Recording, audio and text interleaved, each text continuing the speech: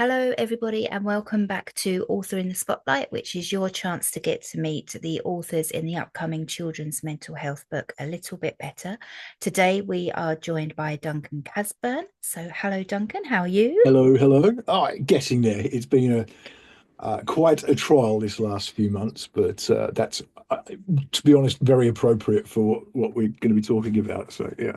Yeah, so I appreciate your time today and for fitting me in. So thank you very much.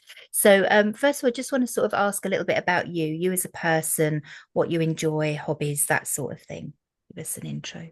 So I'm Duncan. My hobbies are mainly music. You can probably see from all my stuff in the background here. It's lots of music and stuff like that. I play guitar, and all my tattoos are music related. And but I actually have a real passion for neurodivergence. My family are what we call nowadays neurospicy. And I'm the boring neurotypical one in it all, but it's become something of a passion of mine to see neurodivergence celebrated, not just accepted or understood, but actually start seeing the growth and the advantages that we have from having neurodivergent people in our society. So I have a YouTube channel which focuses on that, PDA Dad UK, and the interviews I've been doing recently have all been with people who are neurodivergent and are absolutely smashing it success-wise, often because of the fact they're neurodivergent. So it's, yeah, Yeah, it's very much amazing. fun. And yeah, and with your YouTube channel, obviously, do you want to tell us a little bit more about that? Like what led you to start it, what it focuses on, that sort of thing. Yeah, a good number of years ago now, a friend of mine and myself started a Facebook group focused on the UK for parents of neurodivergent kids because at the time there wasn't anything. All the groups on Facebook were US based, and obviously the UK system of getting through diagnosis and getting support and trying to get any form of sense is just so complicated. So we basically just put it together just to start documenting ways that we'd found to get things done, and that led on to some growth. And from that, I started seeing the same questions popping up quite frequently, and I used to link articles. But as my understanding of neurodivergence grew, it became obvious that not everyone wants a document, and often they're very dry medical style documents that can be quite hard to process. So I just went onto YouTube and did it so that I could just basically link something that explained certain aspects. And that's where PDA Dad UK started. It was just basically a means to an end to help support people. And it kind of grew from there. And I'm well over 10,000 subscribers now. And I've managed to interview some famous people, some not so famous people, but everybody I've interviewed is really interesting. The majority are neurodivergent. One thing I'm very, very conscious of is speaking over a community, as in neurotypical. There's so many people who profess to know it all, but they don't understand from the neurodivergent perspective. So I see my role as highlighting that, echoing or being a loudspeaker for others to talk about their experience from people who are actually experiencing it rather than just me dictating all the time. So I share a lot about our lives and the things that we have gone through and different aspects and things that I learn as I learn them. So it's fun as well. I really enjoy it. Amazing. And what congratulations on having, so many subscribers and things like that. It's amazing how many people you're helping through the work that you're doing. And so I'd highly recommend checking out the YouTube channel as well, because there's some amazing interviews on there. So yeah, thank you for what you do for the neurodivergent community as well. Thank you It's to the it's neurodivergent amazing. community for allowing me in, basically. And so that's sort of leading up. Obviously, you've contributed to the book that's coming Yeah. out, and I just interested to hear what sort of made that pull, what made you decide that you wanted to be part of the book. As I explained a little before, the timing of this was remarkable in that mental health is a big passion of mine. I've experienced mental health issues in my life, mainly due to childhood traumas and stuff like that, and having to get through them. I don't have a depressive personality or any conditions or mental health conditions, so to speak. But obviously, with the neurospicy family, mental health comes into our family quite a lot. And as this was all sort of becoming developed, my daughter hit a real period of massive mental health issues.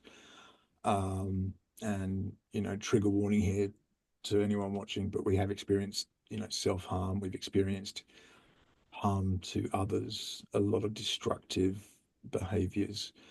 But really, it all comes down to self-sabotage. So she's been in a place where she's really trying to kind of destroy her life from the inside. But that's meant destroying relationships and friendships, and really just she just isn't a fan of herself at the moment. She doesn't love herself like she should. So when the opportunity came to take part of this, I felt like, well, right in the throes of this, we've experienced it before, but I thought it was a really unique opportunity not to just speak from we went through this, but hey, we're going through this right now.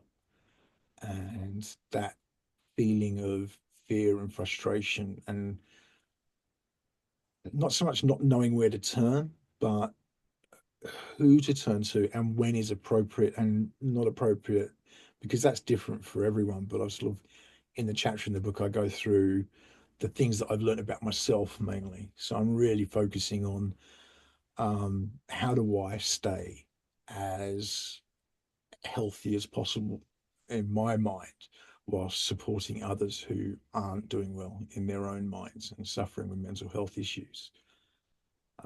So the subtitle and quote that I've attached to this is, "It's not selfish to be self-caring," um, and that's really the theme of the chapter that I've contributed to the book. Is I have to make sure I'm looking after my own well-being, because if I'm out of the picture at the moment, everybody's stuffed, and that's a real pressure that I think a lot of parents and carers feel when they experience this kind of stuff, because you naturally put yourself last, and that's as it should be. We're parents, we're carers, we're supporting, but uh, by the same token, I think supporting and being caring towards our loved ones means that we have to be at our best, and we can't be at our best for our families if we're not at our best as we can be at that moment of time for ourselves. Yeah, and thank you. And that was going to be, the next question was to sort of give a sneak peek into your chapter. And I just want to, for several things, just highlight and show the gratitude that you, despite what's been going on, you've still contributed in the book. And there is a vulnerability in that I think will help so many parents, but also just highlighting the fact that you're the first male author I've ever had in any of my collaborative books, because men don't tend to talk about mental health. They don't process things in the same way. And I think, you know, I just want to thank you for sort of being that male voice and I taking part I in that. consider it an honor, and I think it's something. It's so important, and I think you're absolutely right. And obviously, we've got to talk in generalizations, but generally, I think men struggle with this in a way that is, we tend to like to shoulder our own pack, carry our own burdens, and we don't want to burden others. And it's actually part of what I discuss in the chapter, is that for myself, I realized it wasn't that I didn't want to open up and talk to people. I just didn't want people to have to deal with my stuff as well as their own stuff. And it was coming to an understanding of how I felt and what I do about that now and how I've approached that. So I think for guys, it's something that is really, really important that we do find those right people to talk to. And I think the advantage of writing in a book like this, where it is, I mean, this industry is the wrong word. This community is so female dominant simply because I think guys, again, we're talking generally, but guys are out working and they come home to this and they have probably their own ways of dealing with it, but that might not always be the most healthy way. But I think the result of that is that often, our partners, our wives, our families don't understand what we're experiencing. So I think from the female perspective, reading the chapter that have contributed gives an insight into what I went through personally, and maybe an insight into understanding how the men in our lives, the dads, are responding, and maybe getting some clarity about how to support them, but help them open up and be healthy, and likewise, promote that health in themselves as well. It's really important. Yeah, and it is, and it it is interesting to read, how you process things and how, and I think there'll be a lot of, dads or male carers out there that will sort of, there'll be that someone said it, that side, that I'm not actually the only person that feels like this, because because of what you've contributed, and how, you know practical and vulnerable you have been in that chapter. And so I know that it will help. And as you said, in this industry, it probably will be more females that buy the book, but hopefully, it will be a twofold, in that they may get an understanding into what their partner is thinking or feeling, and also say to their partner, read that, just read it, I'm and hoping open in that.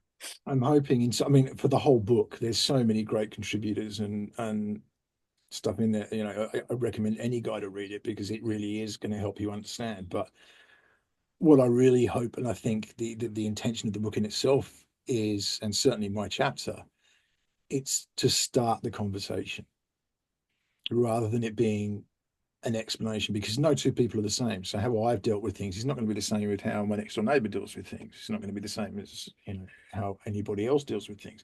There'll be crossovers. There'll be the Venn diagram. There'll be the crossover of similar experiences and ways of coping and dealing with things. But the whole point is, let this be a launch for the conversation to take place, because once that conversation starts, then we can continue, then we can start opening up these blockages, and hopefully it's going to help a lot of people and a lot of families, because ultimately that's what's going to help our kids who are experiencing their mental health issues. So for my daughter, my being healthy, the whole point is that I'm there for her, and that's the best I can be. Yeah. Yeah, and yeah, thank you again for it. And the chapter is very powerful, and I think I've said this in all of them. The book is powerful, and if you want to know more, then do keep a lookout and buy your own copy to read Duncan's chapter, which has, although as he said, everyone is different, it will hopefully open those conversations and give you some things that maybe you hadn't thought of before. And so obviously, if people want to get in touch with you, all the details are in the book, but for those watching the interview, where would be the best place for people to find you or to connect with you? The best place is YouTube, my YouTube channel. You can put comments on there. I also have a Facebook page, which is, if you want to message me, that's the best way to probably get through from there as well. But the YouTube channel, you'll get to learn a lot about me. I'm very open on there, and yeah, the whole point is to, I mean, get the message out to start celebrating neurodivergence, but also start lifting the lid on things like mental health, especially men's mental health, and getting that discussion flowing. So the more you can share and contribute, comment, do whatever you want to do, the better it gets out there. So it just all helps. Amazing. And I will put the link to the YouTube with this interview when it goes out. So as we sort of come to a close, thank you again for your time today. Before we finish, Yeah. was there anything else that you wanted to say or mention that I hadn't asked? No, I think you've covered everything. I mean, as I say, I've been going through a very tough time ourselves. So I think take the opportunity to thank people like yourself and others that have reached out to me in that time and said, we're here for you. I think the difficulty for a lot of people is, and this obviously isn't in my chapter, but it's, sometimes you feel there's nothing that can be done. But actually just knowing that people are there willing to be there if the need arose makes such a difference to me, and I'm sure it would to others. So yeah, make sure you're supporting each other in this. That's, I think, the glory of this book, is that it's opening up these doors, these conversations, but inspiring us to be positive and work forward. It's a healing book. It's not just about the misery of the moment or the pressure of the moment. Amazing. Thank you. So thank you again for joining me today. And for now, we will leave it there, but do keep your eyes peeled for another author in the spotlight very soon. But for now, we will say goodbye. See you later.